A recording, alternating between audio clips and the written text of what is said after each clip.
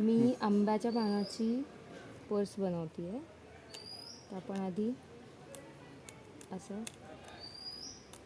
पानाचा अर्धा भाग तोडून घेणार आहे.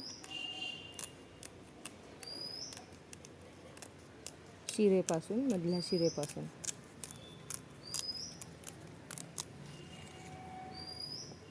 आता ही दुसरी बाजू एक अर्ध्या उंचीपर्यंत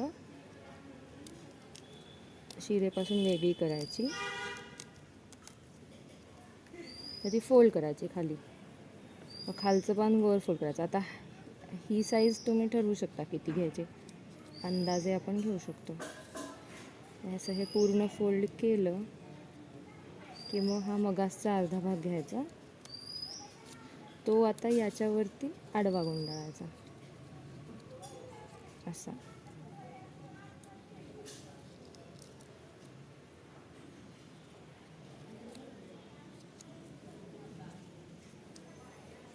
आणि एखादी छोटी काडी वापरून आपण हे इथं फिक्स करू शकतो.